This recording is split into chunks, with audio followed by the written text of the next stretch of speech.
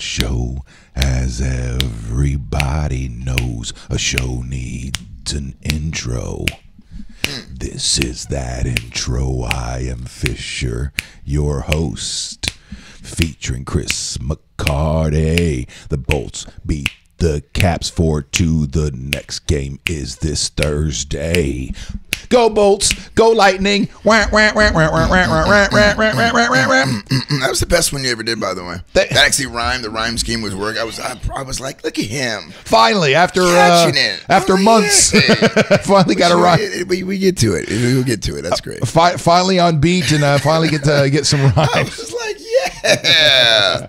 All right, we'll get to on this day coming up in a couple minutes. We will be introducing our guests here momentarily, but first, let's bring in our first sponsor of the day. For the first 15 minutes, Single Source Insurance. If you're looking for a quote, Matt, here's the thing: if you want some real customer service, you're sick and tired of being treated by like crap by the big guys out there, then call our boys over at Single Source Insurance. Okay, they will take care of you. Yeah, check them out. SingleSourceINS.com.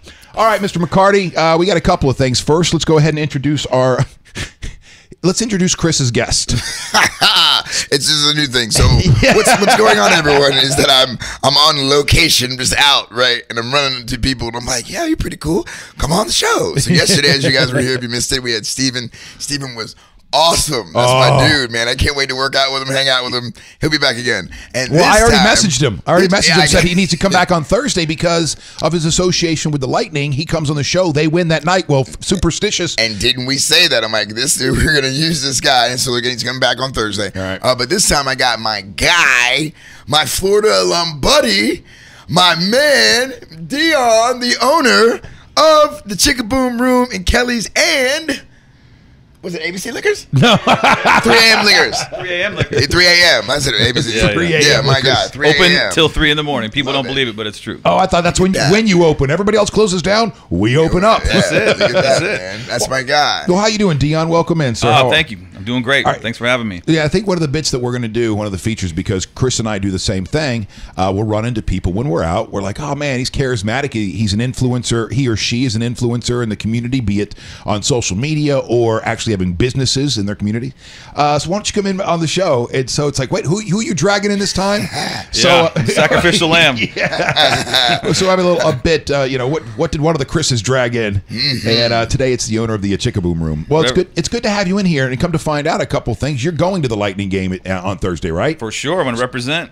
Screw you, buddy. I mean, good for you. Congratulations. That's awesome. Yeah, my buddy invited me, so I couldn't say no to that one. No kidding. I'll be the one of 10 probably Lightning fans in the building, but we'll be loud. So, are you somebody who follows the Lightning pretty regularly? Oh yeah. My girl's got season tickets, center ice, 10 rows up. Yeah, we're there all the time yelling. We're trying to be a Lightning watch or official Lightning bar of Pinellas County. We're working on it. One of my buddies is up in the executive branch, and he said next year will be official watch spot. Look at that. And you're an official watch spot for the Florida Gators, yes, correct? Yes, sir. We're the official bar of North Pinellas County for University of Florida. Oh, right on. Sponsored by the university. So we got the Gator love. I'm alumni, Chris. So my brother, we got a serious Gator thing. And I got a wide shot on you today, just in case, because we got the Wake.Pups here today, Joey and Roxy, in case they ever wander into the I got my security with me, just in case anything going on here. Right. They're therapy dogs. If you start feeling uncomfortable around Chris and I, you just grab one of the dogs there. Yep. They bring out your sensitivity. They look pretty comfortable. I want to say good morning to John Mesker. What up, Fish and Chris? Go Gators and Bolts. Kimber Moon, good morning. Steve, good morning. Mark Macri, good morning. Jeff Good, Charles, Robert Reap, Candy Lilly, good morning and welcome everybody to the Wake.Show. Thanks for coming back, guys. Thanks for coming back, guys, always. Well, before we move on and get to, on this day and some of the issues of the day, so our guest, you're going to be playing a Trump golf course while you're in D.C. as well? If the weather holds out, it's supposed to rain, but we're going to play in the rain as long as it's not too crazy. But have you ever played one of his courses before? Oh yeah, I played in Bedminster, New Jersey, and it was amazing. Yeah, is everything solid gold? I just picture everything being gaudy. I'm sorry. You can think about him politically, but as far as running a business or a golf course, attention to detail It's immaculate, and his employees love working for him. Really? So, all right. I appreciate attention to detail. Our mantra is culture of excellence at Chickaboom, attention to detail, and he's got it down, and we're trying to copy it. Now, how long has the Chickaboom room been yours? Since the beginning? It'll be a year, June 7th. Okay. We were going to have Mr. McCarty play, but he's got prior engagements. But our party's June 7th. Oh, you're 1 year? Yep. It starts at 7 o'clock, and it'll be going until the sun comes up. Probably it gets pretty crazy in there at night. So. We got a DJ coming on at 10. We're having food, drink specials, all the above. Yeah. Hopefully the Lightning are still playing. I don't know if that might be like Game 6 of the finals if we make, without jinxing it. But that would be I game think 6, I think. the finals go into the month of June, I believe. Hopefully. Yeah. Well, what I'm hoping is they go all the way. Last night I was supposed to start a new night up here on Kennedy at Ducky's. Evan Longoria, I think he's still he's got a small stake still. He's I not think going to be in there eating wings, but he's involved. Right. But anyway, we're going to start a late night trivia night, 10 o'clock. 10 to 11:30, mix in some adult-oriented questions, have some fun, But talking to the GM over there, he's like, let's wait till after this Lightning thing. Hopefully they go all the way, and then we'll start up this night. So go Bolts, go Lightning. Yeah. Now I want to say about the attention to detail, and one of the reasons why I wanted to bring Dion in is because I used to play at Kelly's before under the old ownerships, right? Okay. And just to see where they've taken it, how it's evolved, to hear the snowbirds, those are people who live in Canada, and then it gets cold and they come down here, and to see them come back and hear their reaction. They come to me and it's just like they're like, wow, everyone is, wow, I love what they've done to the place, so on and so forth. So, and I like, he's talking about attention to details. So that's part of the reason why we have him here. Let everybody see that it is important to do your best in anything that you put that you're involved in, man. So thank you for being here. I appreciate Absolutely. it. People pull us aside all the time and just say, hey, thank you so much. Yeah. Steve says, Chris, you're afraid of anniversary shows.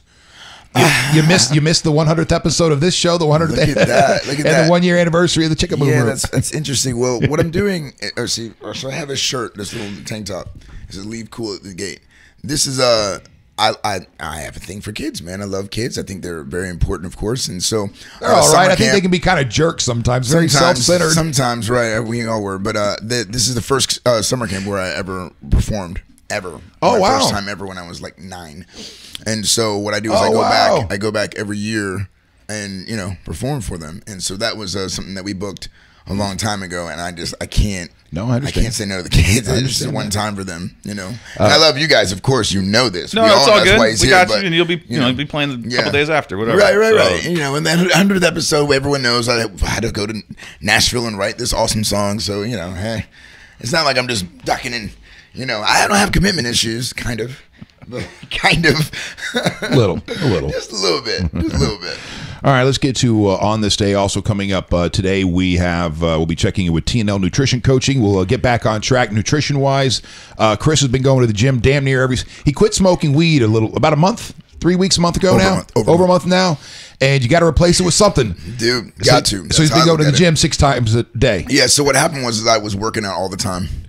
And then my brother, everyone knows, you've heard it, he passed away in a motorcycle accident in August, and I couldn't handle it. So I did what most people do, and I coped. And I coped and coped and coped and coped and coped and coped and coped for like 7-something months, just in a daze. It was just difficult for me to not shed a tear. It got to the point where, I think crying is healthy. It got to the point where I felt like it was unhealthy. Like it was hurting me to just like, I've cried enough. Right. So here I am going to Hawaii just to the second I got off the plane, I see his wife. And it's the first time that we've met. We talked on the phone and whatnot. And yeah, well, now when you say brother, you have 2 different kinds of brothers. You have your physical brothers and your spiritual brothers. Right. And so they're the same to me. Right. And I know, let me explain. To him, it registers as the same. When he calls me his brother, when he calls somebody their brother, it registers the same as... That means that I will do everything I can in my life for you. Everything. So when you've got, like, my physical brother and I, we don't speak. Just is what it is. That's something, huh? And so, but my spiritual brother, we met when I was 13 years old. That's a very pivotal moment when my parents just got divorced. When I started going crazy, he was the one person who kept me together, which I owe him for that, for not like, you know, blowing my brains out, because I definitely contemplated that. Like most people at some point have one moment, and so when you have that source, and his whole mantra was there's truth, there's love, there's God, and then there's everything else, and he lived by that. And so just to have that, you know, anytime I had a problem, he was the person I'd call. I'd call two people, him and Andrew. And so it was like love relationships, that's who I would call. So when the day before he passes, when you have a phone conversation for 31 minutes and 43 seconds, 3143, and we just love, when you have that, and in the conversation you're able to talk about, like, you know, thank you for the times when we did this. Like, it's odd to be saying thank you for when you did this, and we just, it was just a great conversation, and then the next day he's gone. And you said, you know, people, when they do what they're supposed to do here, maybe they leave early. Well, we haven't said that out loud yet. We haven't said that out loud yet. So when that happened, and you know, my world's small. I have a small group of people. When that happened, I'm just devastated. So I went into a hole, and I just couldn't, you know. So I stopped lifting. I just started smoking. I just didn't care about things. So when I went to Hawaii, we met, and I mean, we just held each other and just sobbing at an airport. Someone I've never met before, and we both feel this loss, this huge loss. Her best friend and my best friend. So you're just crying and crying and crying. And so, you know, that week, that was something that was good for me, because I was able to, you know, be with his daughter, who I consider my niece, and, you know, with them for a week. And it's great to have her just be like, I've never met anyone like my husband. You guys had to have been spiritual, but like, you guys are the same person. She just kept saying it, like, gosh, you leave your eggshells in the carton. Ernest did that. Like, oh my gosh, you guys you're making breakfast, and you got your headphones, and you're just dancing. That's what Ernest did. Like, it was just so great for me, because these things that I believed, that he believed, that no one else would know, to have his wife, the one that knows him more than anyone, for have her be like, dude, you guys are the same person. Like, even to the degree where she would talk about, he would, you know, the way he was with females, the way he would just be there, and I'm like, kind of like this, and I showed her like a text message or an email to a fan, and she's like, what is wrong with both of you? You do the same thing. I mean, it's just, so that was, and that was the moment when I was like, okay, it's time, I'm okay. I'm gonna get past this, and then I stopped. Because he didn't. And off to the gym you went. Nikki says, I'm glad you're so positive. Love the vibes. As for the gym, your guns are looking sharp, winky face. It's just the pump. I just worked out. That's all it is. You can't fool me, y'all. Got the pump. All right, on this day, we do On This Day in History, because some of the headlines of today can maybe lead you to believe that the end is nigh. So we like to remind ourselves that chances are we'll be around for a while, and whatever's happening today will end up being a footnote in history. On this day in 1717, Voltaire is imprisoned in the Bastille. I had to click. This wasn't their headline. The headline was First Academy Award Ceremony on this day in 1929. But I wanted to click on this one because we take for granted, especially in America, our freedoms to express ourselves and our freedoms of speech. So writer Francois-Marie Erich, better known as Voltaire, is imprisoned in the Bastille on this day in 1717. Why? Because he cracked because of his satire. Because he would crack on the. Could you imagine if we lived in those times now? Yeah, dude, Trump would have. Stephen Colbert would be in jail. Jimmy Kimmel would be in jail. Well, pretty much everybody would be in jail in the media. The outspoken writer was born to a middle class parents, attended college in Paris, and began to study law. And another reason why I would bring this up and read it a little bit too is because this also parallels. This is 1717. This parallels so many people's stories today too. They're going to law school, or they're going to into finance or something like that, and then they get somewhere and they go, I don't want to do this, and they go do something else, something creative. However, he quit law school to become a playwright and made a name for himself with classical tragedies. Critics embraced his epic poem La Henriette. I don't know if I'm saying that right. Probably not. But its satirical attack on politics and religion infuriated the government, and Voltaire was arrested in 1717, spent nearly a year in the Bastille. Well, Voltaire's time in prison failed to dry up his satirical pen, because once again in 1726 he was forced to flee England. He returned several years later and continued to write plays. In 1734, the Letters philosophiques criticized established religions and political institutions. He was forced to flee again. he retreated to the region of Champagne, where he lived there with his mistress and patroness, the Madame du Châtelet. So I looked up what patroness was. You know what it is? Do you know what Patronus? Or Patronus? Wait, I think that's a Harry Potter spell. All right. Spelliarmus. Well, it's the femme for patron. So we all know what patron is, right? You have patrons that patronize your bar. Yeah, sure. Right. But that's the second definition of patron. Come to find out, the other one, what is that? A gimp or something? No. The first one is somebody who supports a person, organization, or a business monetarily. So that's where patron originally came from, but it's not necessarily just a customer, because now it means customer to us. Right. But back then it was somebody who supported somebody with money. So he had his mistress and he had a patroness, so she was supporting his lifestyle, I guess, drinking that Patron and doing their thing. All right, so I thought that was an interesting one I wanted to bring up right out, because it puts things in perspective too. 1717 today in 2018. Can you imagine? Could you imagine not having those freedoms? You don't have those freedoms even to this day all around the world. We have whatever this thing is, a live streaming radio show on video. It's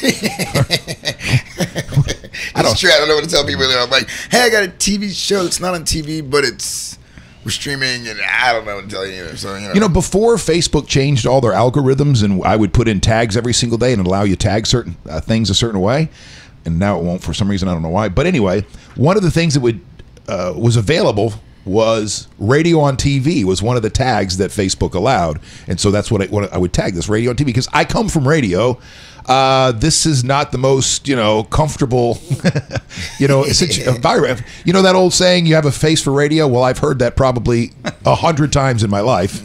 And it's always felt better to be hidden and just behind a microphone. But all right, so let's get to a couple of these things and move on. Wait, I want to say on this day in sports, 1994, Jennifer Capriati was arrested on charges of possession of marijuana. In the hotel room back there. There you go. You remember that. In 85, Michael Jordan was named Rookie of the Year. That's all I got. Wow. So let's click on the first Academy Award to see if we recognize any of the films that won. So on this day in 1929, the very first Academy Awards ceremony came out. And it was the brainchild of the head of the powerful MGM Studios. That was Louis B. Mayer. The Academy is organized in May of 27 as a nonprofit organization. That's all good. I just want to see who won the... let's see here. At the time of the first Oscar ceremony, sound had just been introduced into film. The Warner Brothers movie The Jazz Singer, one of the first talkies, was not allowed to compete for Best Picture because the Academy decided it was unfair to let movies with sound compete with silent films. That's interesting. The first official Best Picture winner and the only silent film to ever win Best Picture was Wings. Directed by William Wellman, the most expensive movie of its time with a budget of $2 million. Holy crap. Wow. That is a lot of money for that time. What would that be now? $2 billion? Right, yeah, $200 million. The movie told the story of World War I pilots who fall for the same woman. Another film, F.M. Murnau's epic Sunrise, was considered a dual winner for the best film of the year. Yeah, so I don't recognize any of these from the very beginning. Last Command, The Way of All Flesh, The Seventh Heaven, Street Angel, and Sunrise. Yeah, I don't know any of those. You never saw Wings? Oh, man. No, it's an American classic. Are you into movies, Steve? Yeah. So as long as they're gangster related or sport related. My God. See, I was going to ask what type of movies you like, So, I watched Den of Thieves the other night. It was okay. How was that? Den of Thieves? I haven't seen that one. It's pretty good. Yeah? Yeah, I mean, 50 Cent's not the best actor I've ever seen, but it's a cool story. Fitty. It's good. Gerard Butler's a bad cop. It's good. Okay. It's worth watching for sure. Hi, Dee Dee. We're going to grab that chair, Mama. My best friend and business partner, Deidre, just popped in to make sure that I am working. See, that's a good fate where you were supposed to be. All right. So that's it for On This Day. How was, and thank you so much to our sponsor for the first 15 minutes, Single Source Insurance, SingleSourceINS.com. My wife, I did trivia last night. Well, my wife and her friends went to Justin Timberlake. It had amazing seats. Then I find out Chris got tickets at the last second. He was at Justin Timberlake last night. Still dancing. Can't stop. How was the show? Phenomenal. How do you watch a show? Because since you are an entertainer, you are a musician, singer-songwriter. Yeah. many nights of the week, you're the guy up on stage. Can you just sit and be a fan, or is your brain always go, oh, I like the way that he did. Oh, that transition was cool there. Or are you? It's funny because they are so. It's so excellent at what they do that it transitions so smoothly that I was in fan mode. I was just enjoying it because there wasn't anything off. Everything just made sense. You know how I tell you sometimes when like I hear something and the waves are off and I can't shake that? There was none of that. So I just was able to just enjoy. And of course, like, the kid in me comes out, the same thing that when I was in 7th grade, when I went to see MC Hammer. And you start daydreaming and dreaming, and I'm seeing JT and I'm just watching it, and I keep thinking to myself like, yeah, that's what I want. That's what I want to do. That's what I'm here to do. I can't wait to do more of that. And so I looked at it more of like, the idea of seeing the talents that God's given me and wanting to just go as far as I can and just see and stretch myself as far as I can, because it just seemed fun, and it was great. It was just, you just see how much work they put in, man. Do you watch him too and go, man, I can do that. Yes. Man, I can do that. Yes. Man, I can do that. Yeah. 100%. 1,000%. You got that in you. See, and that's my man. See, and it's Chris, I just do. Chris, anybody that's ever seen you, me, Dion over here, for sure, it's electric. Yeah, you definitely have the it factor. Does it rise to the level of Justin Timberlake? I don't know.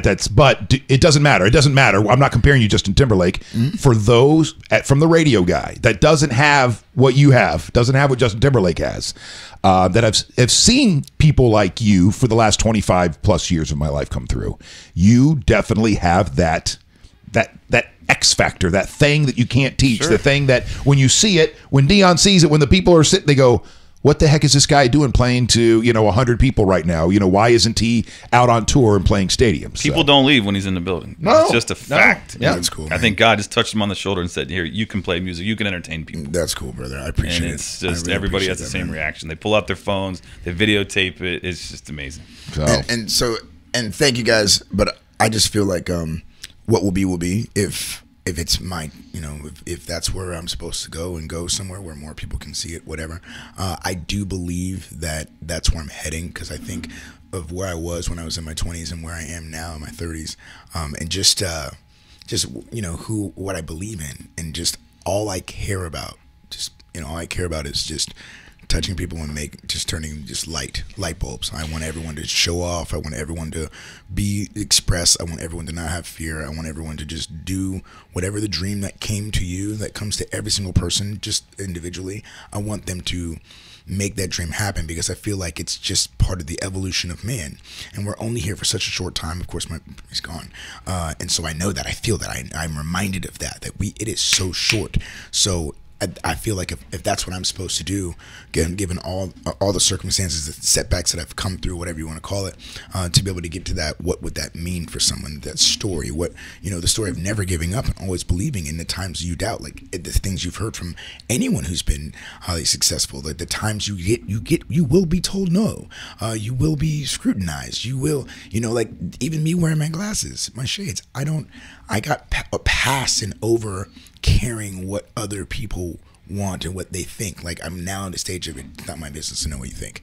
I think it's just, so if you're a rock star, you have to be able to wear sunglasses inside, or then you part of the uniform. I'm gonna tell you what it is. So if you zoom in, I got to Justin really, really late. Right, I got home late, and my babies were up at 5:45. So if you see my eyes, I look like I'm high, but I'm not. I'm just real, so I'm just like, okay, I got bags. Is that tight enough? I got bags, so that's really what's going on here. But now that I've seen it, just show yourself. It doesn't look bad. You can't tell. I'm just saying, but and it's great, because I would say 10 years ago, hearing you guys say that, it would affect me differently. There was something inside of me would be like, yeah, that's right, mother effers. But not so much that, but just something along those lines. And now I hear it, and it's funny. The voice in my head is saying, "You're never as good as they say you are. You're never as bad as you say you are. You're somewhere in the middle. You're okay." Like, literally, that's what I'm thinking when you guys are saying it. I'm like, okay, thanks, guys. I've also witnessed the maturation of Chris McCarty over the last 10 to 15 years too, because it's only recently that he was, correct me if I'm wrong, I don't want to put words in your mouth or anything like that, but you always seem to me as somebody who, Like your folk, I am going to be worldwide. I have to be worldwide. Whatever it is, I will be worldwide. Or in the last, it's not even been that long, a year or two, there's still that part of you, but you also have this other vision too of going, man, you know what? Right here in the Tampa Bay area and in Florida, Southeast, I've made such a name for myself that I could really have an impact doing, different, like in this gig economy, they're saying, and really with a show like this and gigging and da-da-da, I can really have an impact on my community without being Bono. Right. I mean, but then, it's funny, my dad, there are some things happen to me. Of course, I wrote the song for Chase. I'm going to, go on the road with Chase. So clearly I'm still being pushed out there. Oh, yeah. And there may be even more things that happen. Who knows? Anything can happen in a day. And so and my father was saying the other night, I was saying these same things like, Dad, I can't wait to go to the schools. I want to hit up the elementary schools and just bring some life into these kids. And my dad said, well, if you get really, really popular, like if something comes your way that's going to put you in front of millions, he's like, you'll be able to really influence even more that way. And I was like, yeah, I guess you're right. So I mean, we'll see what happens, man. But I'm glad that, I'm glad you see it. I'm glad I see it. I'm glad it's real. I feel it, just I like myself way more than ever before, Dion, when you're love you, babe. How many acts have you seen? Well, first of all, what got you interested in the Chickaboom Room to buy that a year ago? Short answer is family. Okay. My brother's a chef. And me and my other brother run the liquor store, and we have a great relationship. And my other brother is just an amazing chef. He's super innovative. He's green. He's, farm to table, cage free, grass fed.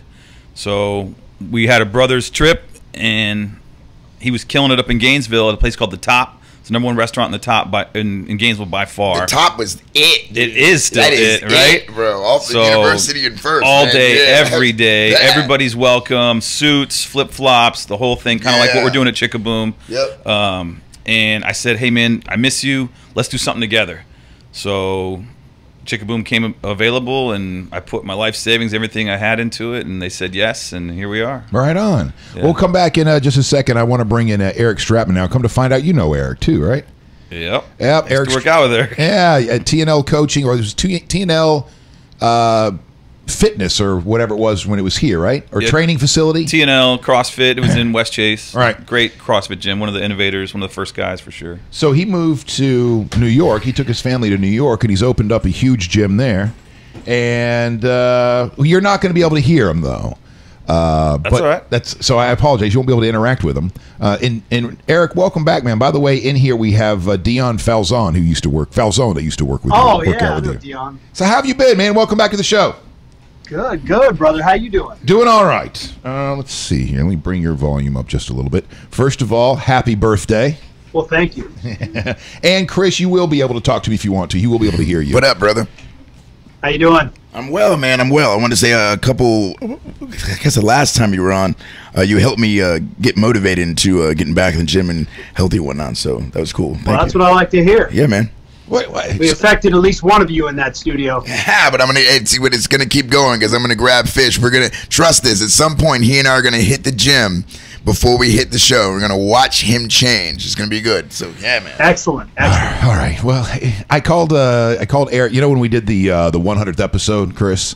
So I came up here to tape something with Eric as we were going to be down in the big psych room. But because we'd already moved some equipment down to the psych room, whatever I recorded didn't record onto the disc that I needed. So it did not happen. But I shared with him that day that an apology, because we had Eric on the show since the very beginning. And it was great to have him on the show. But then as the weeks went on, I had some anxiety stuff that I've always had to deal with and whatever. And then it kind of gets worse and gets better, gets worse and gets better. But as we would have him on week in and week out, I became more and more anxious every week because I wasn't getting with the program. He'd be like, hey, man, all you got to do is this, log into that app, just start putting your food in there. It's just easy. Just start putting your food in there. We'll start from there. And even those things, so the anxiety grew and grew and grew and grew. And finally, I could not even just reach out to Eric and say, hey, man, you want to come on the show? Which is kind of a BS thing because I've known him for years, too. He's a good friend of mine. So it's crappy because I have a relationship with him, and I'm treating it like crap. But at the same time, there's this anxiety that's kind of forcing me, backing me in that corner. So thanks for still being my friend. Absolutely. Well, I think that's good, especially if you got somebody there that's gonna, help support you physically and mentally if you're saying, hey, we're going to do this together, no matter at what level you guys are in fitness or what, where your nutrition's at. I mean, I think that's always good to have that accountability partner, whether that's the wife, friend. Typically it's better, I'll tell people somebody that you don't live with so you can make that adjustment. But it's great that, you got people that are supporting what you're trying to do and making it happen for you. All right. Well, let's, because what's going to happen here is I'm still waiting to hear back from one of my doctors, or two of my doctors actually, when it comes to dealing with this anxiety situation, right? So there will be a medication regimen that'll come along with it. At that point is when because my wife and I have already talked about, is when I want to get focused. One of my doctors or two of my doctors actually. When it comes is that me in the background? Not anymore. Is at that point go, okay, Chris and Eric, here we go, and make that push now to get back, I don't want to say get back in shape. I don't want to say it that way. I want to say to change my lifestyle so I'm not eating like crap, so I'm able to get out of bed in the morning, start my day, not crawl back into bed and just wait till the last second before I have to come into work. And then hopefully become a functioning human being like everybody else. I think it's just a routine that you need, bro. That's all it is. We all just get to routines, and you'll find it. You're figuring it out. Sometimes you have to step away and like deconstruct who you are to come back and become even more. So, and I know Eric will tell you that all day. I mean, I'd love to hear your routine. Actually, what's your routine, brother? Just from day to when you're eating, how often do you eat? I'm sure it's 5-6 times a day. But just can you run us through a typical just day for you, please?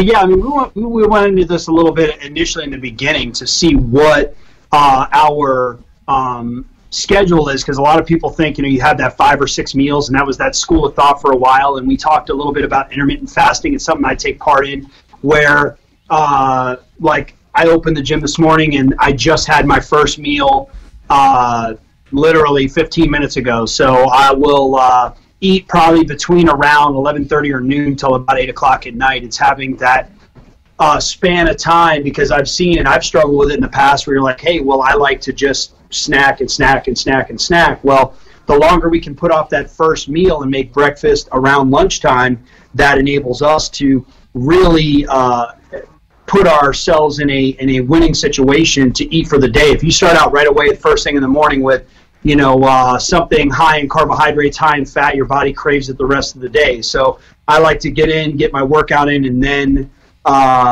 get my meal in, and then I'm set up mentally and physically for the day to do the right things, because we determine our nutrition needs based off of macronutrient goals, so the amount of protein, fat, and carbs we need each day. So knowing those goals I have in mind, I've gotten routine, which I try to help with all of my clients to get them routined on foods they enjoy. And that's something that we'll always talk about. It's what is the foods you like to eat, and let's work around those, not, hey, here's a specific food you need to have, and that's all you can eat. I always heard, though, or you have to be careful if you're working out in the morning before you eat your first meal, because there's only so much working out you can do before your body starts to break down its own muscle. Is that right? Is there some truth to that? Story. I mean, there's a lot to be said there, and I look out for people more about a blood sugar issue. So if you notice that you eat, you work out on an empty stomach and you're finding yourself getting super woozy, you can't, sustain balance, you're getting really nauseous, well, those are people that need to eat, and that's probably 1 in every 10 or 15 athletes that I see that they need to eat something. But typically I'll tell people, if you have a cup of coffee, before you head out to the gym, caffeine actually helps in the process of not letting your muscle feed on, helping your body not feed on muscle for energy, only fat. So it helps to block that glycogen loading. We get real specific on it, but really it helps that entirely. So if you have a small amount of caffeine before you work out, if you work out on an empty stomach, obviously it's going to give you a little energy, but more so help that muscle to sustain performance as well as not burning the muscle. But the amount of muscle, honestly, that you burn in that short amount of time would not be nearly as effective as it is to work out on an empty stomach. So one of the things you are pushing these days, or talking a lot about these days, is staving off that first meal of the day. And then once you do have that first meal, be it at 10 a.m. or 1 p.m., then you only have an 8-hour window to eat, right? Yeah, and sometimes I go over it, and sometimes I eat earlier than that. And as we've always talked about, is consistently average always trumps seldom perfection. So if I'm around that, if I eat around noon and my last meal's around 8, my last meal might be 9:30 just because I was still hungry or I still had calories left and I was gonna, and I, saved that snack or whatever it is I needed. And that's something that is all a matter of, that other focus I have for people with anything in life. So let's give a life lesson. It's the 6 Ps. I'm sure you heard of it. Proper planning prevents piss poor performance. That sounds familiar. It's awesome.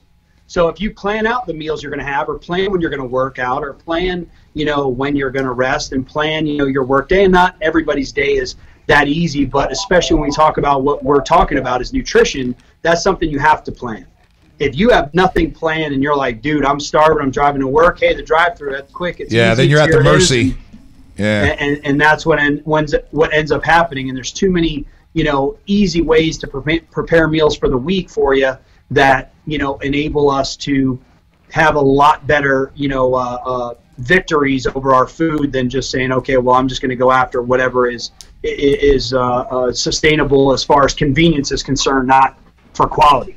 Well, Eric, thank you so much for coming on the Wake.Show once again. And instead of getting back in the routine here of having you on every week right now, as soon as we start our new my new workout goal, I get the medicine I need. I've got I'm in the therapy where I feel good, because there's something that when it comes to the gym and working out and all those things, there's something that is very difficult for me to get over. So we're going to make a full push here in the next couple of weeks, get you back on. So between Chris, my wife, and you, we'll get this old horse up and moving forward. There you go. I'll be in Tampa in the next few weeks, so I'm going to come kick you into gear and get you going. All right. Well, we'll go. Well, when you show us the guns, bro. Show us the guns.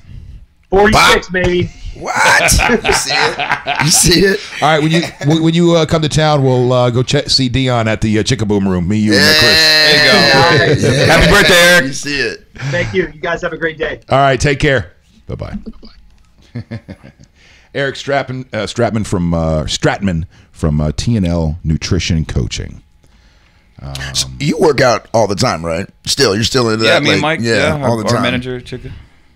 Yeah, these guys are workout warriors as well, man. It's right way to start the day, man. Healthy body, healthy mind. See, there you go. Definitely your brain's a muscle. It's all related. Yeah, I mean, Eric knows his stuff. It's good. You see, that's what I'm talking about, man. Like you bring these people on who are movers or shakers. They're excellent at what they do, and I feel like anybody, if you want to be the best of yourself, like you just listen to little bits of information, and it seems like everyone's saying the same thing. Just finding a routine, starting your day off. Like I know for me, I love starting the day off working out, meditating, doing my little incantations. It's part of why I'm happy for the most part. And so just for me personally, on the happy chip. I got this from Tony Robbins. So basically, you start off, and I'd go on the beach, and I'd walk, and you snap, right? So you're breathing in 4 times, like, and then you breathe out, I love my life. I love my. So I do this for like a mile.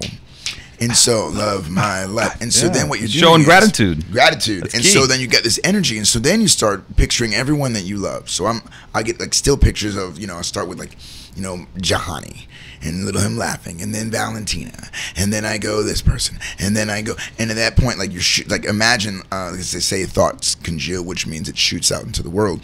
So imagine you're shooting this positive beam of light towards this energy, this person, other energy that you love.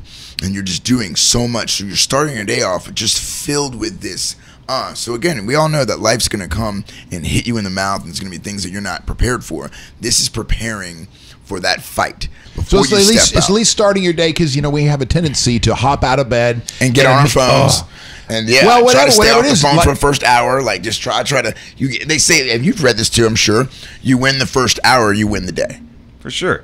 So what's your morning ritual? I'm sorry, Chris. I'm all over the place. No, what I was just going to say real quickly is, so yesterday I went to the doctor for my T-shot, my bi-monthly, every 2 weeks, I get a T-shot. And, sitting there chatting up with the nurse, I've gotten to know them now, and she was talking about her morning, and you could tell it was 9 o'clock in the morning. She was already frazzled. She was talking about the kids and about she can't get one out of bed and da-da-da-da. And so it is a lot easier said than done to be able to get up in the morning, have that 5 minutes to breathe or walk and snap and chant mantras. Dude, but if you can do it, like it's I'm telling you, man. Like, what do you do? What's your morning ritual? Coffee and a poop. No, coffee and a poop. The real deal is become a learning machine. You know, just go right to it real quick. Nice. My mentor told me that if you're just constantly learning, so I'm mentoring like 30, 40 people right now, right? Everybody in my circle, in my world, for whatever reason, because of my successes or whether I do my thing, they look up to me, they ask me questions. And it's really about preparing the day in advance. So the night before, I write down exactly what I'm going to do the next day. So it's eat that frog first thing in the morning. I make these difficult phone calls that I don't want to do. Break down that, by the way. Not everybody knows that phrase, but it's a great, or that philosophy, that approach. So break down, so you got eat the frog. Yeah. So whatever it is, this difficult with me, it's you put eat the frog is basically do something that you do the most difficult thing first. Right. So eat the frog first thing in the morning. So whatever the thing you don't want to do, the thing you least want to do that day, do it first. Put it at the top. And it's never as bad as you think it is. Yeah. So it grows the longer you procrastinate, and it's never that bad. And I'm sure eating frogs suck. Like going to the gym. By the way, never done that, but by the way, if you're going to guys focus, this is a book that this man right next to me let me borrow. That I'm going to be going to West Palm. Good to great. That's about the attention to detail, culture of excellence. Striving to get better every day. And that's what I mean. Like, try not to reinvent the wheel. You look at the people who are around, see what they're doing, and be like, I want to do that. So you pick their brain. So it's if you care enough about your life, guys, it's short, man. If you care enough about your life, you go get it. I remember listening to Les Brown. You like Les Brown? Of course. Les Brown's amazing. The one thing he was talking about, he said, like, imagine you're on your deathbed, right? And everything standing around you are the dreams that you did not come alive. And they're looking at you and they're mad at you. They're saying, yo, we came to you and only you could have brought us life. But now we must die with you. If you look at a graveyard, that is the biggest area of unwritten books, unwritten songs, undone movies, just a sea of what could have been, all because of, as he said, procrastination, fear. So just think about in terms like that. Like I say, man, they come to you for a reason. Get it, man. Get it while you can, in any way you can. Chris, one of the best advice I got is read about the people that inspire you, that have done what you've already done. I read every single book about restaurateurs, bar guys, John Taffer, all the best guys in New York City that opened the best restaurants. Because I was terrified to put my life savings on the line, and I took it all and just jump and the net will appear. And now I'm flying. Yeah, everybody comes up to me every day. I always knew you'd be successful. I always knew it's going to happen. Well, it's not that easy. No. And in the moment, you're not quite sure of the self-doubt and this and that. But if you just jump, a net will appear and you prepare and you're passionate about it, you're going to kill it. Just like you, man. If you just keep doing your thing, it's inevitable where you're going.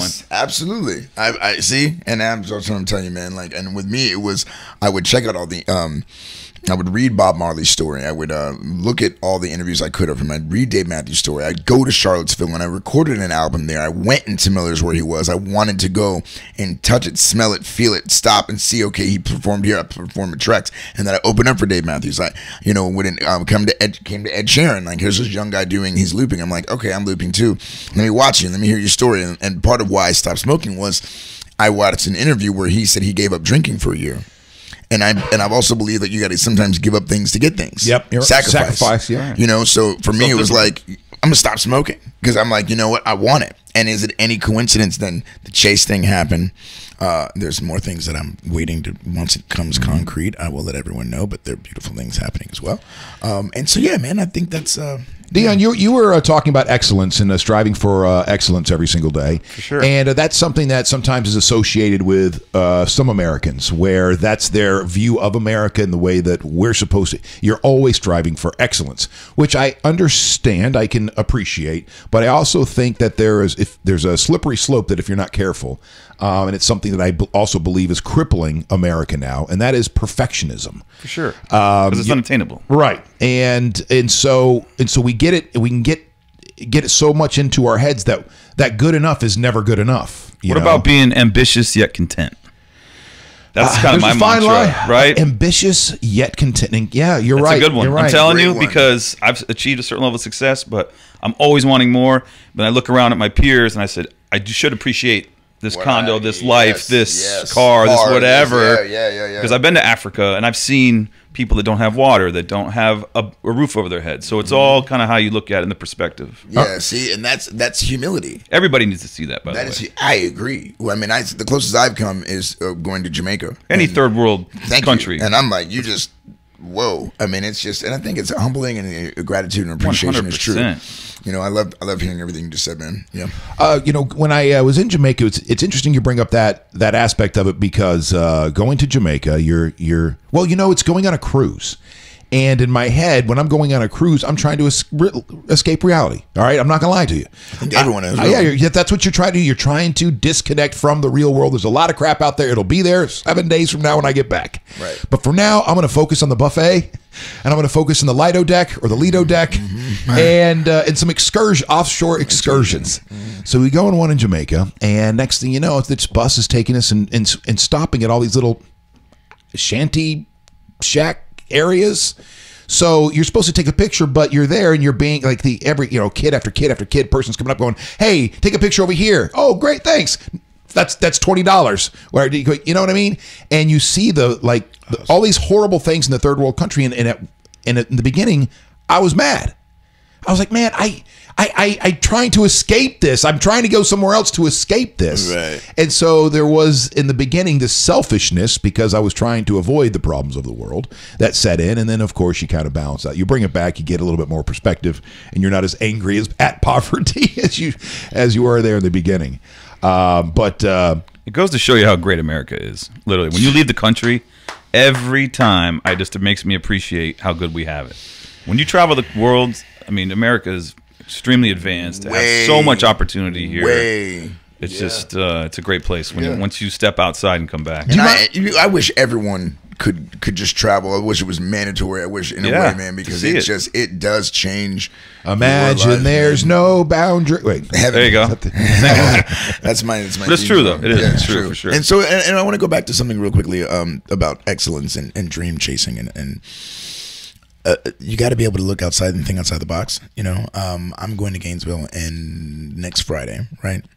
So that's where I started. Cool.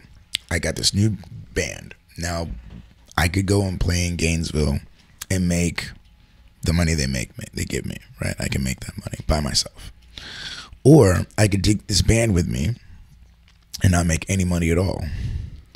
And my thought is, I want to give the people something they haven't seen. You know, you're not gonna take the money with you. I want to give life, and I feel like I keep doing that, and that's why the song that's going to just keep money in my pocket for months and take care of my kids.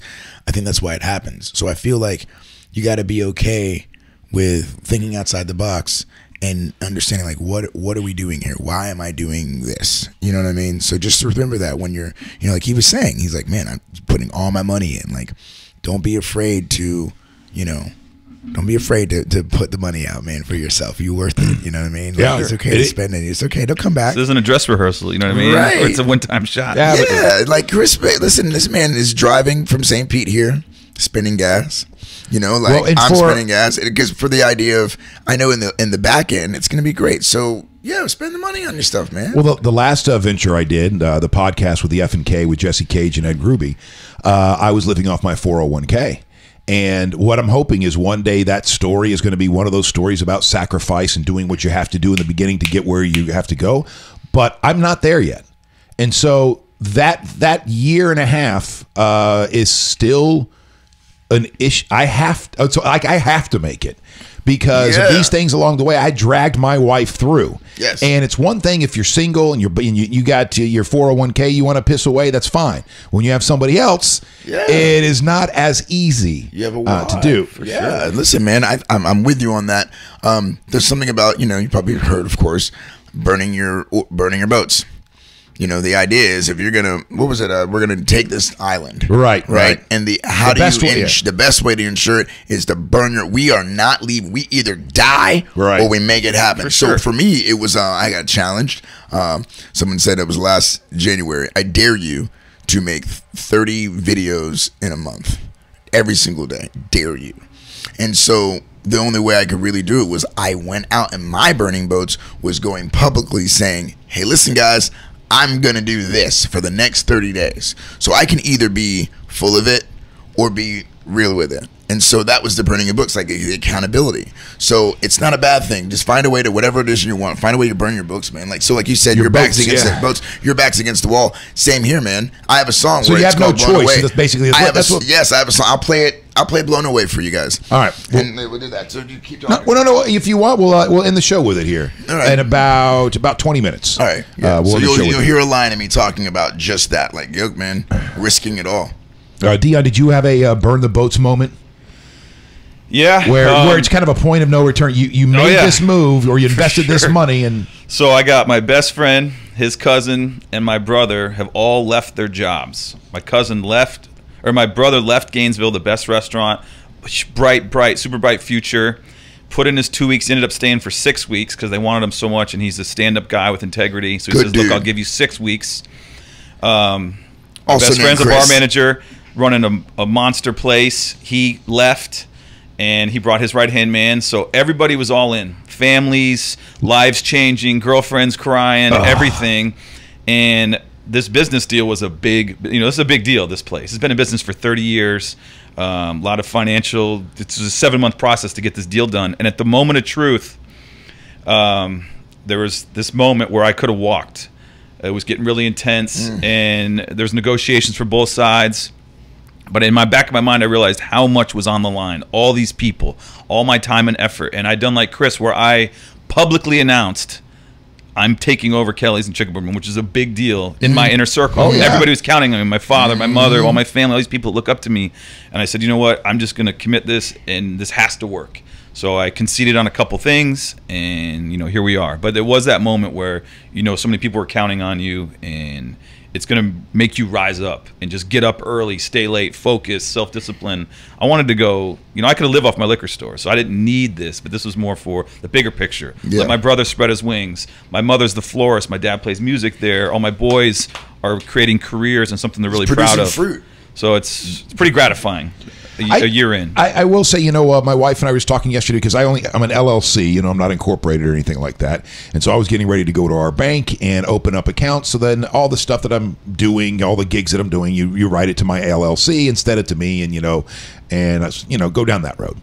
And she's like, well, why? There's no tax benefit. Why you have a separate account? You're just making things more complicated and this and this and this. Well, in my head, I'm picturing a time when there are a couple of people under me. Maybe the LLC gets turned into a corporation and da-da-da-da. So I want to try to lay that foundation now. Yeah. For sure. Because talking to people like Dion and Cords, who's our business partner in this venture here, one of the interesting things that they talk about is the feeling, the gratification of knowing that what you're doing, your business, is helping to take care of multiple families, whether it's 12 people in office or 250 people in the office or something like that. And there's a lot of stress, I'm sure, that comes with great power comes great responsibility, for yeah. sure. I mean, every single day I read about leadership. We have 70+ employees now, and my job is best above the trees, guiding the ship forward and working on 401k plans and healthcare plans and, being a mentor. I mean, we promoted half our staff, the guys that stayed from the very beginning. Half of them are managers now, so that's a great feeling. Watch them blossom. Mm-hmm. How do you keep? How many employees do you guys have over there? 68 as of this morning. Okay, well, so how do you keep them motivated? Talking to small business owners these days, there's a lot of complaints about this next generation doesn't like to work and da da da da. Sure. I mean, that's the $1 million question. I'm reading this morning. I'm reading about tribal leadership, and it comes down to a we mentality. So instead of me walking around saying, I've done this, it's a we. So I'm trying to let them have their own ownership. Yeah, ownership. So I'm asking them questions all day long. What do you think we should do about this? Do you believe in going green? Are you part of this socially conscious movement? We're getting rid of the straws. Now all of our to-go boxes are recycled. And in Dunedin, that's a big deal. Dunedin's a beach community, and that's the future. That's how I believe. Now our steaks are grass-fed. Our chickens are cage-free. Our vegetables, we're using local farmers. So I'm asking our employees, how does this make you feel? And they're super proud of it. Because you can bartend and serve at other, a lot of places, right? Right. And I want something where people don't want to leave. So I try and treat all my guys with respect, and females, and just lead from the front. Where did you come from before the Chickaboom Room? You had the liquor store. Was that the extent of your running businesses, or did you come from the club business and bar? I was an entrepreneur since I was about 8 years old.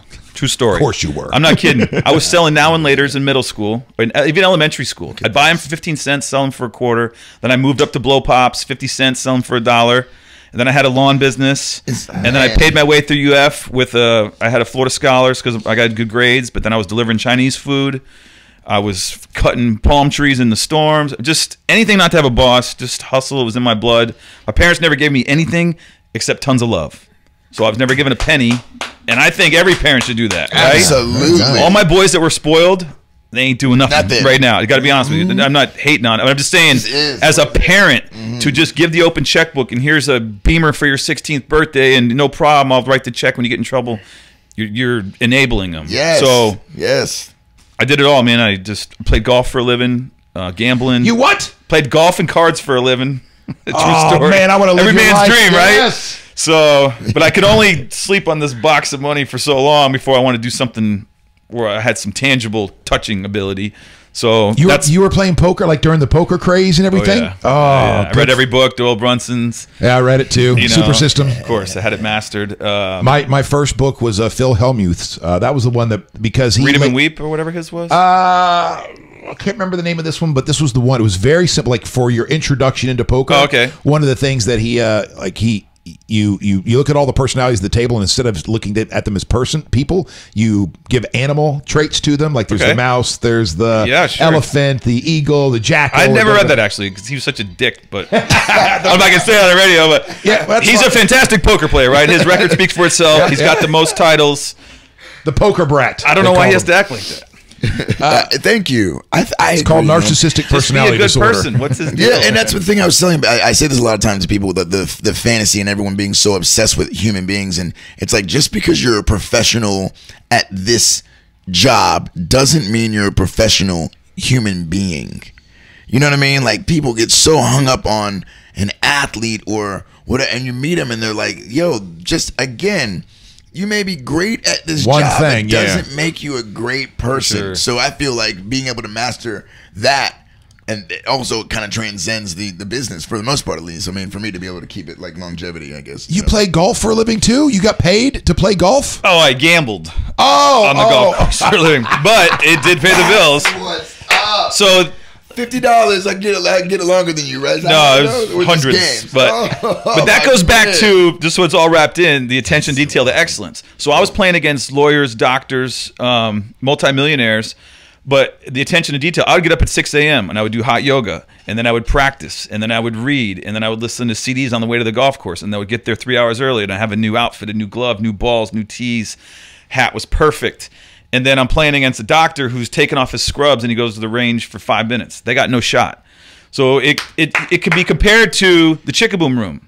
I've read and analyzed every business in America. Well, we just traveled for 3 years straight. I went to Vegas, Malibu, Cali, New York. Every single badass restaurant in America, I've basically been there. I've taken pictures of their bathroom, their salt and pepper shakers, their menu.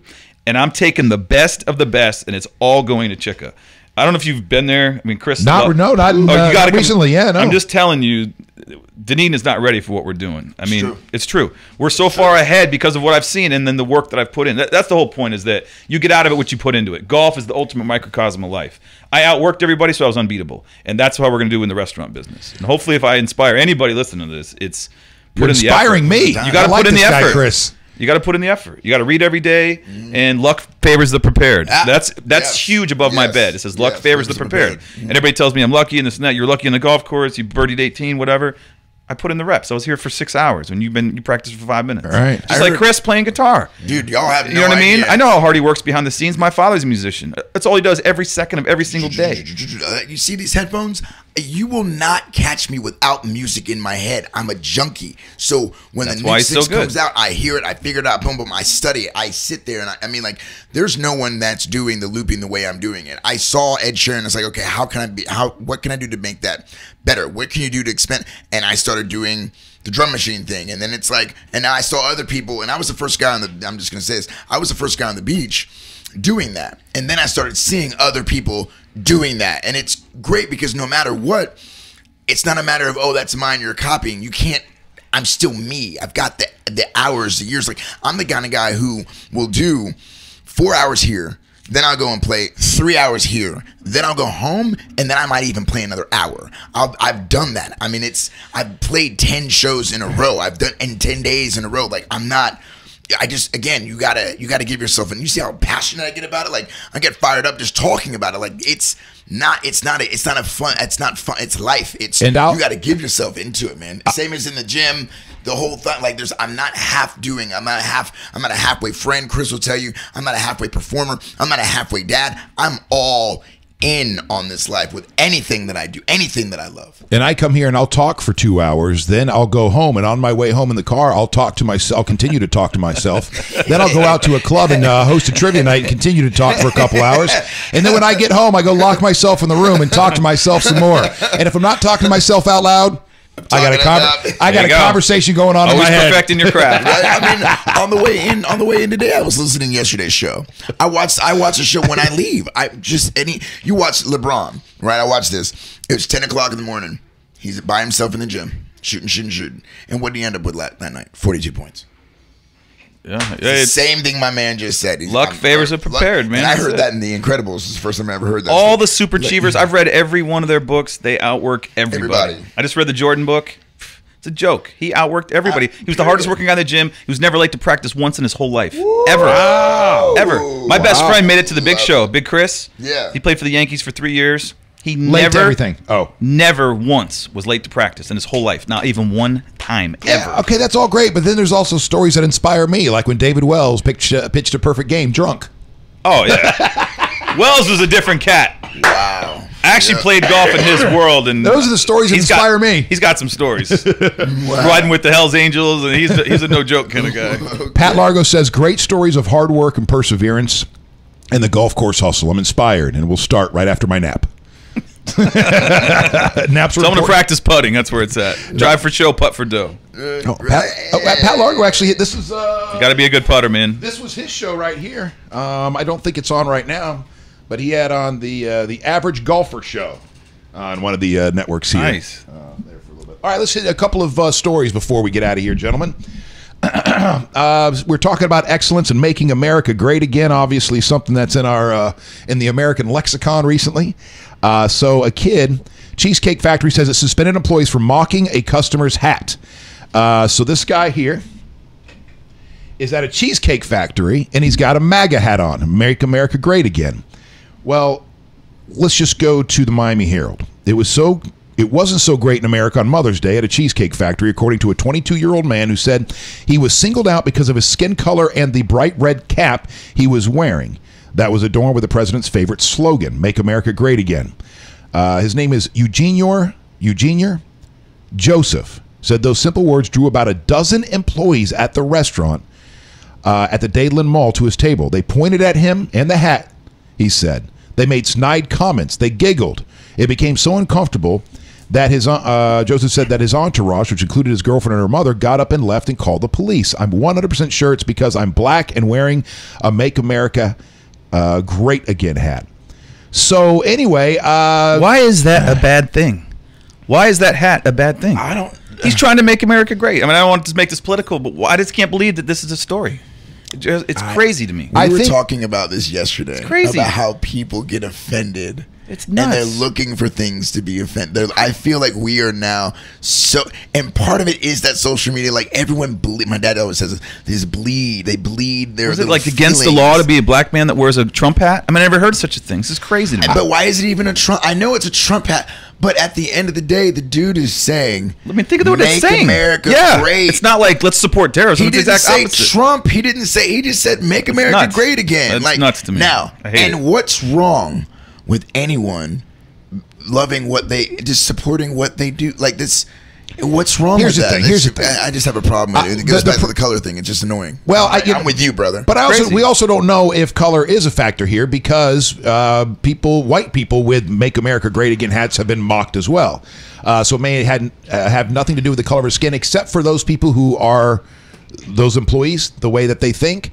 Probably are going, how is it that you as a black man, or if a woman, how is it that you as a woman could possibly align with Trump because of their worldview? I just don't think it's right that it's cool to be against the president. I don't think it's right the way that this movement's going. He is trying to make this place great, and you might not agree with everything, but his heart's in the right spot because he cannot be bought, and he does have America's best interest. And I think after all this dust shakes out, years from now, he will be celebrated for what he's done. Maybe. And my opinion. But he's also bringing something else to the table because he's also bringing that old world sexism and old world elitism. Now, a lot of people think that Donald Trump is racist. I don't think he's racist. I think he's an elitist. That's a ridiculous statement that he's racist. I know. It's just not true. I've been to his businesses. I know people that worked for him. I know people that were at his wedding. All right, and there were black people at his wedding. Yeah. Okay, so I don't think the guy is racist, but he is an elitist. He is an elitist prick. Okay. And there are, and if you don't check some boxes in his world, then you're a piece of shit. All right, that's the way I see it. That's fair. He doesn't want to associate with you. He was raised from going from one country club to another, and he's got a certain worldview. All right, fair enough. He also brought to the table the conversations of sexism, and going back to his interviews in the '80s when he was talking about how he gets angry when he gets home and the dinner's not ready. Okay, so this guy. Do you think he is trying to make America great again? A bigger view as opposed to his country clubness. I think Donald. What about the Iran thing? When I see Donald Trump, listen, the guy's got a certain acumen. You were talking about seeing over the trees as a leader, and he's you have to have leader, that. and his business success speaks for itself. Okay, He's never had a beer. He thinks clearly. Anyway, keep going. But he also is a guy that thinks with his penis too. And a month after his child was born, he was out at the golf course banging a porn star. I understand, and I don't justify that at all. Okay, so he's an easy target for that. But I don't want to dump on him too much. But you're building him up too much, so I feel like wait. Slow down. I don't think anyone's necessarily building anyone up too much. I don't think anyone's necessarily breaking anyone down too much. I think at the end of the day, we've all been eye to eye. Great, this is awesome. We've all been saying the same stuff. We all feel it. Excellence. Here's an individual who, for me, has more experience with Trump and his people. Like, he's gone to golf courses. Now, I'd like to think the most people who dump on Trump probably may not have had the experiences that Dion's had. So it might be easy for us to just cast aside based on, and again, Chris, what you're saying isn't necessarily wrong. Like, it's questionable stuff like that. We already said you can be amazing this, but not necessarily a perfect person. He's just saying, hey, there's more to the story than we all know. Is that fair to say, Dion? Yeah, what prompted this whole conversation was that I don't like how it's cool to hate on the president, even with Obama or Clinton or whoever. I think we should support our person in charge. He was elected, and let's support. And man. But you got to remember, this guy was talking. We know. Here, check this out. It's just like spewing hate is cool. I don't like that's the point of it. There's kneeling at the anthem and all these other things. Anti-America is supposed to be like it's becoming popular, and I don't think that's right. Wait, okay. The kneeling at the anthem was not anti-America. It was anti-police brutality. I know. I just feel like there's better arenas to vocalize your. But you got to understand. I get it. And I'm, as the black person in the room, this is actually great that we can talk about this. That it's a little, I don't know what it's like to be white. I have no idea. And just awesome, man. There's a lot of money in it. You should try it. We go from country club to country club, and we're just elite assholes. And so I think when I hear I want America to be great, I would like if we, as you said, like as you were saying, like this just okay, fair opinion, your opinion, your opinion. Of course. I would also like if someone feels the need to kneel because they're like, hey man, like people are dying that look like me, and it's not cool and it's brutality, and it's then I feel like then we should allow them to just kneel as well and just don't say anything. And that's where I think America would be great if we didn't. So when some people can look at it in one aspect of is he tearing us apart, when they were talking about the kneeling, and it came across insensitive, but that just might be who he is. That could be where people are like he's tearing us apart. But I also see the other side where it's like, well, that's the most moving part of a sporting event. I just went to the Lightning game on Sunday night. I brought my mother. Mm-hmm. They got blown out, but the highlight of that evening is when that woman from the color guard sang the national anthem. Yeah, that was by far the best part of the whole evening. My mom said it. She said she got chills. Yes. So I just feel like there's a better way to. Okay, well, but when I say this, but it's a very polarizing topic. We can talk about this for hours. And I know, and this is where I'm just coming from. It's like I go on my Facebook, look at videos called "Try a New Perspective." Like, we should try at this point to we don't know what someone feels like. You're saying, man, like, you're bringing a new aspect, things you're saying, like, you know, like, I know people at his wedding that were black, and it's like, okay, so maybe he's not racist. Exactly. So you're just trying to put more light to it to try to simmer down the hate. I'm with that. Sure. And I feel the same way where I'm trying to say, hey, listen, man, like, when these people are kneeling, maybe they feel compelled because they're trying to maybe give someone a voice that doesn't have a voice. And in this situation, it's like, you know, I feel you. My dad served. So I love the United States. Whitney Houston killed it. You know what I mean? Like, and you're saying the goosebumps. And my best friend Deirdre, like, who moved down here for me in support of me, like, her dad, he served, and he gets angry when he sees people kneeling. So it's just one of those things where it's a touchy subject. For sure. But I feel like that could have been one of those moments where it's like, you know, I do see how it is separating us. I do see that. So we can't deny that. And so I don't necessarily think that's the best way. But listen, no one's perfect. He's not going to hit a home run in every single situation. That could be a situation where there wasn't a home run hit. Nikki was a huge. So again, I'm not trying to take sides. I'm on the side of everyone being together. And I'm with you. I said in the beginning, like, listen, man, like, we need to galvanize behind our president, because if it starts to get shaky, then we'll go from there. But we do need to find support. And because every year, like you say, if it's a liberal, then someone's got a problem. I just feel like, man, when are we going to just be like, you know, just this is what it is. Let's try to get together. And because not anytime soon. Nikki, who is a huge fan of the president, she says his personality is causing people to judge him and prevents people from seeing the good he is trying to do for the United States. Right. That's one of the things that he's also bringing to the table. Yeah, like the truth, and that's what I'm saying. Like, at the end of the day, I believe in his heart, he really thinks he wants a better Everybody knew it going in, what you were getting. You got Trump. He's never going to bite his tongue. He can't be bought. He can't be anything. So everybody knew that. Even my buddies were all... Well, you say he can't be bought, but that's not necessarily true, because he don't mean to cut you off, Chris, but just in the paper today or yesterday is this shady deal now. You saw he tweeted out about supporting that phone company in China. That phone company in China is on our list. The FBI, CIA, Homeland Security, and those are in the bad guy category. But it looks like, because China has now donated money to some project that he's associated with somewhere else, that it looks like it's a quid pro quo. They can spin a lot of things the way they want. Well, this guy's all anti-China. Then yesterday, 2 days ago, he's tweeting out that we're going to make sure that this phone company's taken care of. I didn't read it, so I don't know. Right. See, this is what I read. The Wall Street Journal every day, but I didn't read this is what I like. I like it when I see that in Dion. He can be like, yeah, not perfect, not a good look. To be able to support, but then say, but not full out, like, yeah, dude, like, that could be questionable. But again, no one's perfect. Yeah, that's questionable. No one's perfect. Again, we don't know. But none of us know what it's like to be the president. None of us know the pressures. None of us know what's really happening behind the scenes. No one knows but the presidents of the past.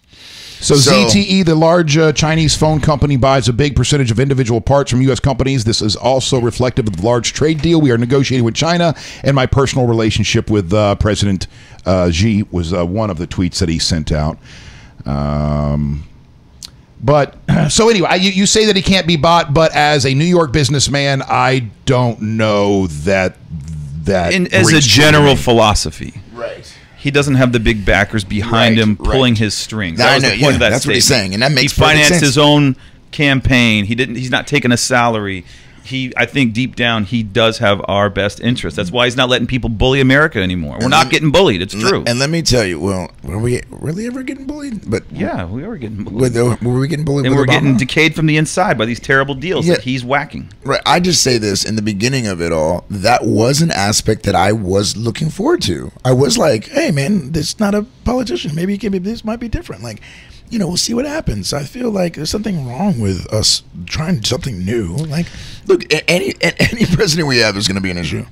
For sure. Oh, right? Oh, yeah. So that's the thing. I feel like we should all remember that and be like, look, man, it's politics. We don't know enough about it. You don't know enough about it. But trying to get mad at someone or get fired up when they may not agree with what you think, because at the end of the day, we're all cool. We all really want the same stuff. We all want peace. We all want to live our dreams and take care of our friends and families. So we're still all on the same side.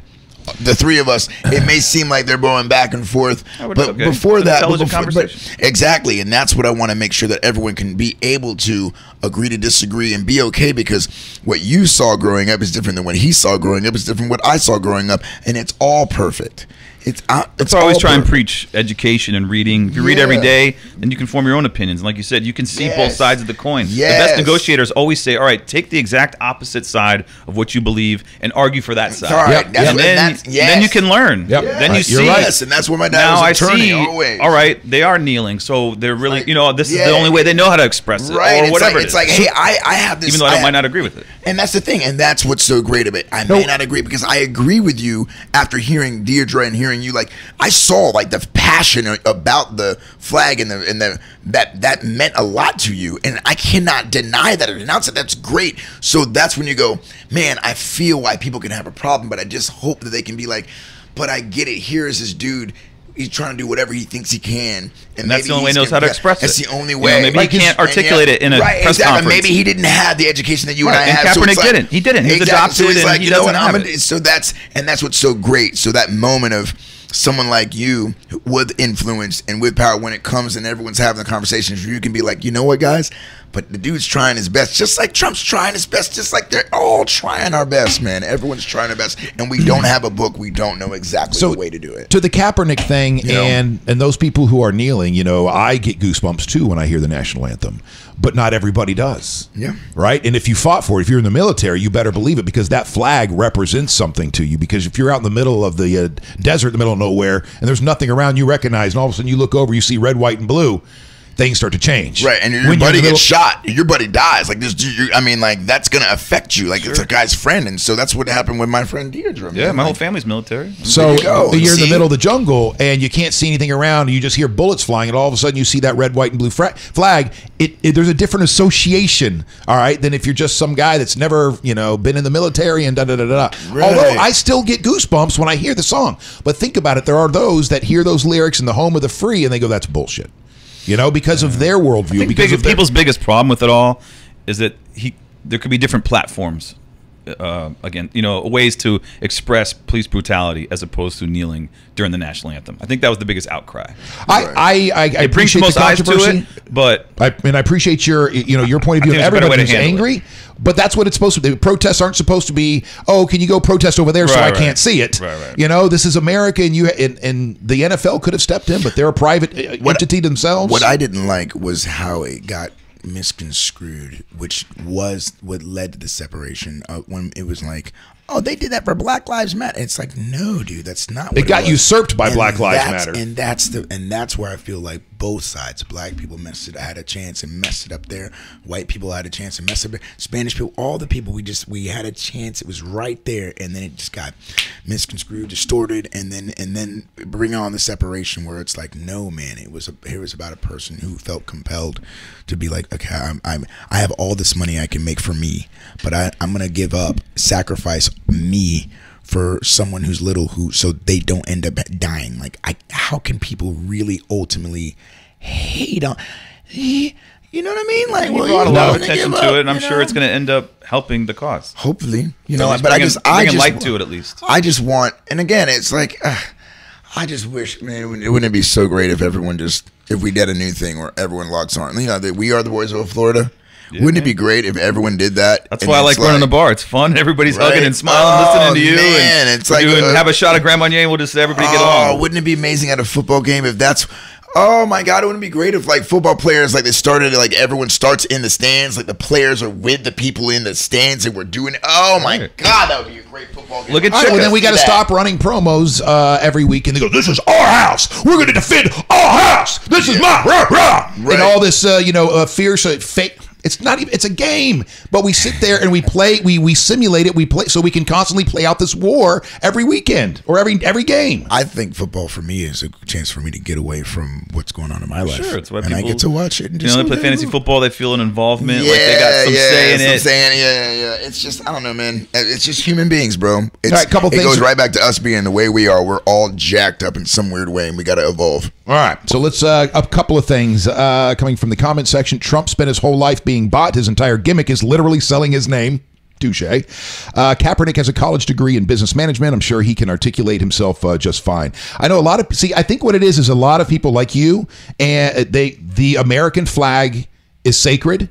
And the national anthem is sacred. So fine, right? And I don't want to put words in your mouth. It's okay. But that's basically what you're saying is those two things are sacred. And if you truly understood all of America, not just one aspect of America, you would see just how beautiful and sacred that is. So find another place to protest, right? It's just a personal opinion, and I think it's the general consensus. But I see both of sides. A lot of people, you're right. You know, and Chris has a different angle to it. Me being a black dude, guys, I have been scared for my life when I've been pulled over. I've been searched when I had no business being searched. I've been stopped when, and it's like, and we've had your friend who is a police officer who said, I can't help it. I just profile because of what the job's done.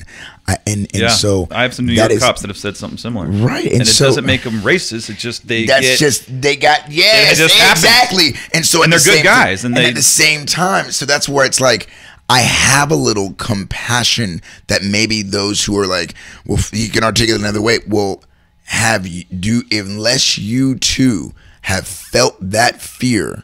Like, y'all know how I am. I'm a good dude. Unless you have it, it's probably best to not. So like I said, I don't know what it's like to be white. I can't speak on it. The reason that I support Kaepernick, like that compassion. We need more compassion for everyone, just for a second. It's like you said, step out of your circle and check out the other circle and fight for that for a second before you jump.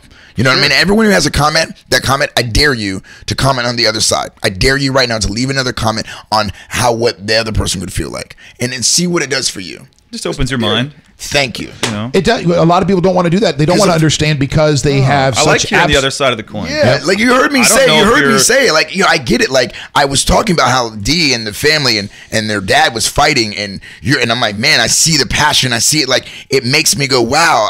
And that's what I mean. But then I can also say this: I want us all to do that. To go one more step further. Just push yourself a little step further. Like, it's cool to see this, but then stop for a second and just see what it does, man. You'll be a different person, man, altogether. And you can grow from it. Thank you. Growth, man. And we need to evolve. Constantly. You need to be back on this show. All right, a couple of things before we got that. The Publix clarifies we support Putnam, not the NRA. We talked a little bit about this yesterday.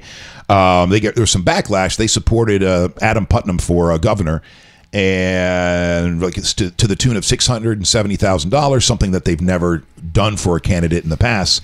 And so yesterday I said, all right, I love Publix, and I'm not going to not shop at Publix, but I can't go down this path with him because he is another one of those politicians, from my perspective, that is trying to divide us. And he's trying to use those terms to bait his constituents. So he's going to go and take care of the liberal elites. Well, I'm done with you. All right. You want to continue to keep grouping people so we can have an enemy and keep people right on the brink of that civil war until you get voted in there. So I don't care if you're on the right or the left. If you're going to use that kind of rhetoric, you're out as far as I'm concerned. How do you feel about that? I wasn't paying attention. That's good. It's okay. I'm sorry. Neither was anybody else. That's my honest So answer. the backlash. But say it again. I'm sorry. Well, the backlash that You're happened. a human being. Hey, those I got a text about my. I know. I got some too. I was like, oh shit. But that shouldn't be my importance. No, it's okay. No, dude, it's all good, dude. You're killing it. Well, the story today is there was backlash, not in the category that I was just in, but backlash from the Parkland survivors, because this Putnam guy is somebody who proudly announced that he was he sold out to the NRA. He proudly what does that mean? sold out. He's pro NRA, but he was bought? That's what he's saying. He's a proud NRA sellout. Meaning he goes, I accepted money from the NRA and I'll take all of their money if they want to get. Basically, when anybody was going, hey, if you're accepting money from the NRA, we're not going to vote for you. He goes, I am accepting money and I will continue. I am, quote, proud. Is he a Florida guy? Button? Yes. So I don't know a lot about our governor. He's running for governor. Yeah. Okay. I'm not too political. So the tweets came in after the Tampa Bay Times reported the Publix heirs. The heirs to its founder and its current and former leadership have donated $670,000 to Putman. So here were some of the tweets that came out. And Alex Wind is a Parkland survivor. Publix, I guess I should have bought my flowers for the memorials somewhere else. Oh, that stings. I mean, this Parkland thing's a touchy one, right? I mean, I'm an NRA guy. I'm a gun carrier. I'm strapped at all times. I protect my family. If someone kicks down my door, or I'm uncomfortable, even coming to Chickaboom, we know that we protect our own house. But the Parkland thing is really touchy, right? If you lost your son, if you lost your daughter, you probably have a way different view on this thing. So this one is super touchy. Thank you. And you talk about reading both sides of a coin. This one is okay. Well, I get it. I get the Parkland side of it. Right. Okay. So as the question I was saying to him was like your stance on like if you're for this and trying to say we're against that, and then I want you out, and you're saying both sides. I was trying to see that, not so much the, you know what I mean? Nope. No. Okay. Your view was if you are, no matter what side you're on. Okay, if you start using the rhetoric, right. That's what I wanted to see what his thought was on that too. Okay. So you explain that. Oh, just that part of it was my point is him and all the other politicians that I perceived are trying to divide us, I'm not voting for. I don't want anything to do with. And in his campaign, he's going, I'm going to go take care of liberal elites. So he's still trying to focus on a certain part of his base that the enemy of the country, we're in a war for the soul of our country. I don't want any part of that. If you want to get up there and start talking about how you're going to change Washington, that's fine. If you're focusing on liberal elites, I have no use for you whatsoever. If you're focusing on right-wing wackos or however you're going to phrase it on the other side, I have no time for you either. You get up there and be a person that brings people together and get things done, or I don't want to hear anything about you, Adam Putnam, or anymore. I don't care. And that's what I wanted to see your stance on that. How do you feel about that? I think that's a good angle to have. I need to study it more and make my own decision, but I like that stance so far. I mean, he should be trying to fix things that matter and not just play this political game. But that's the climate, and he's tapping into it. The people that are around it's unfortunate. They're going to go, you have to use this term. They're telling him, use this term, liberal elite. And on the other side, they're going to say, use whatever term. He supports the NRA. I've never been very political for that reason, but there are certain things you need to pay attention to. But right. This is the BS of it all. Right. You see now, and the main reason why I wanted that, because I know Dion, right? And to see both of them going back and forth on the Trump aspect, but you guys see how they're saying the same thing. We're all the same. That's my point about that. It's like, it's not like this guy's like, oh, he's just about what's right. So you could be for Trump, against Trump, for politics, against politics. At the end of the day, everyone in this room is just about what is right for all. Yeah, keep us moving forward. Yeah. So next up, you get in that conversation, you get in a heated debate. Just make sure you go to that route. Sorry, Chris. Yesterday afternoon, Pam Bondi announced what the state of Florida intends to do about the opioid, or at least part of the opioid crisis. Florida Attorney General Pam Bondi announced Tuesday that she had filed the most comprehensive lawsuit in the country against the largest manufacturers. Finally, and distributors. Took so long. Well, it's law stuff, man. This stuff moves slow. It's designed to move. It's supposed to move slow. Yeah. But it's about time. She did a great job. We supported her. I was part of a fundraiser for Bondi. Yeah. She spoke at my. She's a good person.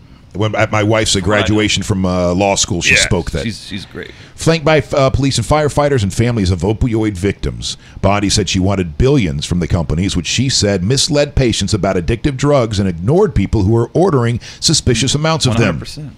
Quote, "It's time the defendants pay for the pain and destruction that they have caused." Yes. The lawsuit targets some of the largest drug makers in the country, including Purdue Pharma, the creators of OxyContin and Dilaudid. I was on both after my surgery. Dilaudid, that's one of those ones people talk about, right? Brother, Oxys is the one that kills people, and it's awful. I can't believe it even came to this. They had me on both. I've been on hydrocodone. No, that's after the dentist or something, right? Maybe something. Yeah. Oxys is stronger and it's very addictive, and people die. That's the side effect. You die. I mean, come on. In fact, it took this long, but at least she did something finally. Yeah. Okay. Then Endo Pharmaceuticals, they make the Percocet, and I think that's the hydrocodone category. I think when you're taking a Percocet, that's in the hydrocodone category. I don't category. I don't even know why. I just keep that my guesses to myself as far as that stuff goes. Someone that does all these drugs is going to break it down for you on these comments in a second. Right. But look, you snort these, you take these with Quaalude, cook these. You with vodka. This will put you to sleep. Oh man, are you guys? You're not watching Roseanne yet, are you, Chris? No, I haven't started yet. Oh, buddy, get on that because there was another episode that was great. Yes, because they're tackling these issues. Roseanne's addicted to pills. Like in real life? No, on the show. On the show. Yeah, on the show. And it is just, it's so brilliant. I need to watch this. In my opinion. I need to, because I was addicted to the pills. Does everyone know that? You know that? Did you know that? Did not know that. I had my knee surgery, and so it was the step before. It's a serious issue. And man, I was addicted for 3 months, which is nothing. Some people get really on, and because I really care and I had these kids, I was like, nope, I am going to get off this. Now ran to a beach for like 3 days with my best friend, just sweated it out, went through it. Like, yo, that stuff is serious, man. That's what's so sad about this story is that the doctors promote it. Basically, you can get this anywhere, and it's very destructive. And then once you get comfortably numb, you're not thinking rationally, then you really go down the rabbit hole, and sometimes you can't get back out. Yep, it's sad. So Bonnie said that the companies behind these drugs also created front groups that promoted and marketed opioids. She held up literature from these groups that she said were full of misinformation and downplayed the addictive nature of the substances. For example, in Treatment Options, a guide for people living with pain, the authors allege that despite their great benefits, opioids are often underused because healthcare providers may be afraid to prescribe them and patients may be afraid to take them. So this was encouraging. It's ridiculous. Sometimes underused. Use more. Make sure you use more of a drug that could kill you. Well, I was afraid. I had what is this stuff? Hernia surgery last year, and it sucked. But I was afraid to ask for better painkillers. Like, I was in pain taking the painkillers they gave me. I was in horrendous pain. Well, kind of back and forth, but there was some definite pain there. What that stuff does is it makes you crave more, and then you want to get higher. And you start getting immune to it. So yeah, dude, I'm telling you, I got 2 horrible stories, but I found myself driving from this Walgreens to that CVS to this Walgreens, that CVS. I went to, I think, 7 or 8 different spots just trying to find it. Wow. Horrible. I mean, think of that. And you're a fit guy with a bright future. Can you imagine if you had some more down and out and you're didn't have much to shoot for and live for? One of my family members scary about it. Working in a warehouse so he's not on the rise of a possible future rock star. He's working in a warehouse somewhere, and his back's been bad, and it's been bad and been bad. He finally starts taking these painkillers, and then decides, well, I'm going to get the back surgery. Then after that, continues to take them, and next thing you know, I think it's been a year or 2 that he's taken them, and the family members start swooping in to do what family members do, and we got it in time before. But he had just gotten to the point, this particular family member had just gotten to the point where his script would run out, and they're not going to refill it, so he was going to the streets and trying to fill it. When we're trying to turn the mirror on him, he doesn't even see it that way. He's like, you don't understand the pain that I'm in, and I need this. And we're going, but you're going to the worst parts of town during your son's birthday party to get this stuff. So we got to do something, and luckily he or she, I'm not going to say who it was receptive and was able to turn it around, and we're all good now. Because he had a nice family support system. Exactly. And now the ones like you were saying, what about the ones that don't have that support system? And that's where the doctors are at fault. And I'm glad Bonnie's going after him because they should be punished. All right, up next. Oh, was that story coming out of St. Pete? Of course, it's coming out of Florida. A vape pen, exploding vape pen killed in St. Petersburg, man. Just a defective pen, 38 years old. Crazy. And this thing just blew up and then shot some projectiles right into his head and killed the poor guy. Lizard juice. I just don't think it's safe enough. The owner says the owner of Lizard Juice. So I don't know if that's. They're probably gonna be out of business in about 10 minutes after that. Well, how are you guys handling this kind of stuff at the Chickaboom room? We let them smoke out back. We banned vaping indoors because it's pretty annoying. To be honest with you, people that vape are proud that they vape. Yes. So they blow this huge thing of smoke. Like, look at me, I'm allowed to do this indoors. And to be honest with you, I hate it. I don't smoke. I don't smoke weed. I don't smoke cigarettes. I don't like it. So you can vape out back, and we have a huge back area where he plays. He packed the house on Friday night. He had the standing ovation all night. You can vape out there, and then I bought the parking lot from the city, and we have a huge fire pit area. You can smoke. You're dog friendly. So there's a total spot for it for sure. It actually does smell good. I'm not hating on it too much. There's There's some right, good smells. Now, you see that he just did? He went from one side and then went to the other side. That's what I'm talking about, people. Be like that. Yeah, but for real. If you don't want to be around it, you can sit indoors. If you don't mind it, you can do it outside. This horrible story coming out of Ocala about an Ocala teacher drowned a raccoon, two raccoons and a possum during class. So allegedly, these creatures broke in, and at least one of them ate a chicken at this school. I guess this is part of the ag department or FFA or something. So she grabbed all the kids, took them out back, trapped these animals, pat them in cages, and then filled up buckets or trash cans and stuck the creatures down in there and drowned them and made the kids do it. So she is on leave right now as they figure out what to do with her. Now, Florida Fish and Wildlife is investigating, saying she may not have done anything illegal. She may not have done anything illegal. It says she made the kids do it. That could be the issue right there. Yeah, she also told any of the kids that if they videotaped this or took any pictures, that they would get referrals. But some of the kids did actually break out their phones. And that right there shows she knew she was doing something where she shouldn't have been doing it. Right? Yep. Boom. There's the guilt ahead of time. Yep. She knew. That voice is always talking to us, man. I don't care what. This is wrong, so don't film it. Don't film it. You're because I don't want to get in trouble. Middle schoolers or however old they were, high schoolers, not to videotape then something. you know you're doing something wrong. Exactly. Right. Well done. All right. Well, this is that's crazy because I don't even this like is also raccoons. This is also old school versus new civilization. If you're somebody that's been in a rural area, creatures like raccoons, you're battling with them. If you live in the city, these things are cute little things you see on TV. But if you're out in rural areas, you're competing for resources with a lot of raccoon stew. I mean, if you're in where's this at Ocala? Yeah, I mean it's still kind of so my rural out there. That's right next to Gainesville. We know Ocala National Forest is right there. Exactly. I see some stuff out there. Yeah. Guys eating snake and all sorts of stuff. All kinds Moonshine. of possum. Yeah, dude. Absolutely. I showed you the snake that's didn't I show you that, Chris? The rattlesnake that's in my brother's freezer? No. I thought I showed you a picture of that. You're like, well, I'm not going there. No, snakes are the worst. I'm terrified of snakes too, bro. That's the one animal that I see a snake. Your toes? My toes do this every time I see a snake. My toes go, dude, I can't do it. Can't, bro. Can't. So the redneck in me, and here's some of that video, by the way. The redneck in me, oh my gosh, says, I can understand them killing the animals, right? But I feel like a good redneck would have just taken his .22 right in the back of the head. A real redneck. A real redneck, right? Yeah. Like almost this, not waterboarding them. Right. This feels a little bit more psychopathic. Yeah. It's like premeditated, intricate. I mean, just smoke them and move on with your day. And that's a teacher, and you're teaching our kids. Whoa. But maybe she was raised, honey, maybe the best way to kill an animal is to drown them. You just drown them. It's just the easiest thing. You don't waste a bullet. So who knows? I don't There want might to be some of that, saving money. You know, they're frugal rednecks.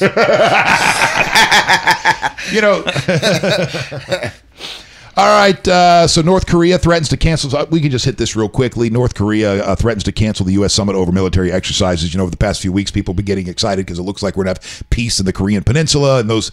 But, there's a long history there, and chances were something was going to happen. Well, that something has happened, and North Korea is saying, hey, America, if you want this to move forward, then quit with these military exercises with South Korea. Otherwise, we're pulling out. And so we'll see what happens there. And we'll end the show with this one. Oldest living person ever wishes she had died young. Well, there's some irony in that statement there. Well, how funny is this? She goes, every time you see a story like this, they're asking about the secrets to longevity, and they give I have a shot of whiskey and 4 boiled eggs every day. This woman says it's a curse that living this old, 128 years old, and everyone she loves die. She says it's a punishment. And that's one thing I talk about. They're like, kill him in the death penalty. I'm like, dude, the worst thing you could do is let him live in prison for life. That's the worst thing. Does she give any tips on longevity? Well, let's see. Is there some sort of thing? Well, first of all, she says she's tired. Besides her attitude about it, but maybe something we could take positive out of it. Here you go. Tired Coco Istanbulova says she has not enjoyed a single happy day in her life and has no idea how she lived so long. What? She doesn't have anything. That's not true. She's got nothing. A single. Because this is the Mirror too, so this is kind of like, I want to say it's the equivalent of the National Enquirer. So sometimes you have to take these stories. Yeah, with a grain of salt. 128. That might be a bit much. Right. Well, you'd be surprised because if you go to Wikipedia, Wait, there it is. Look, 1889. Geez. Wait a minute. It's written in pen. Written in pen, dude. I know. I'm like, wait a minute. That's True. that seems how off. official is that? Right. I hear you. Due to turn 129 in 2 weeks, she added, "I have not had a single happy day in my life." Well, Chris, maybe I guess this was her hell then. This has been her hell for the last 120 something years. And I say it all the time. I think hell is on earth, man. I do. And that's a rough one. But you never know what the soul. You never know.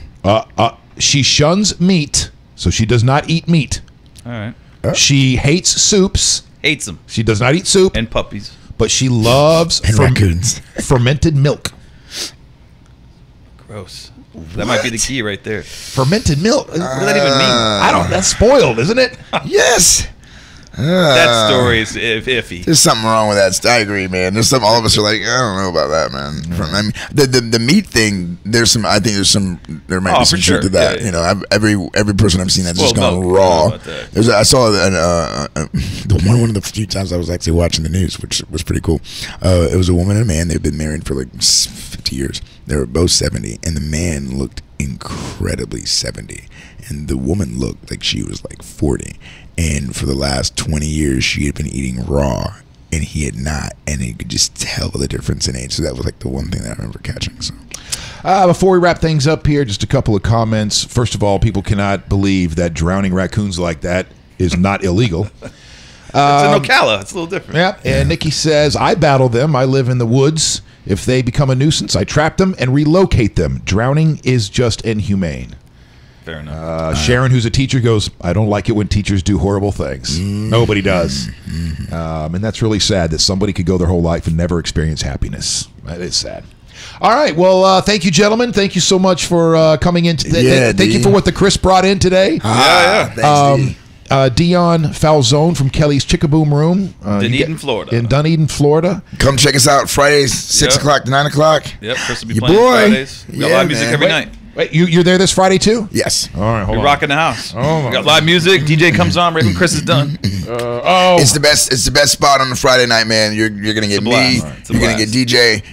Great ambiance. You can see what he's about. Excellence. You guys got to come, man. Check out our website. We just got a new website 2 days ago. Launched it, so you can. It's kellyschickaboom.com. And I will tell everyone this. I have some friends and neighbors that live. We live down in the Bel Air Beach area, and they've seen me. Hard Rock. They've come and see and they support. They said that is their favorite place to see me. It's my favorite place to play. There's a stage, which other places don't. And so for me, what's happening is I'm doing Hard Rock. Stuff like the Lightning, things with the Phillies, and then obviously stuff with Chase Rice. But I'm really solely at this place. So they got me Sundays, Fridays. If you can't catch me. That's where I will be. I like to play in excellence. As I say, Hard Rock, Chase Rice. I'm not really trying to play anywhere else outside of that. Is what it is. Oh, it's great. It's a great time. Awesome. Well, thanks for coming in, man. I really appreciate it. Thanks for having an open mind. Listen to my side of the coin. That was good. I appreciate Loved it. Every minute. Thanks for having me. And tonight I will be out doing karaoke from 8 until midnight at Park and Rec, downtown St. Pete. Make sure you stop by if you want to belt out a few songs. I don't judge you, by the way, if you can't sing. And you can sing as horribly as you want. It does not affect me at all. And Chris, are you out tonight? I'm at Krabby Bill's, the original Krabby Bill's in Indian Rocks Beach. All right. 6 o'clock. Go Bolts. That next game is tomorrow night. Have a great day. Be safe. Be kind to yourself. Good to your fellow man. And most importantly, let your crazy breathe. Just a little bit.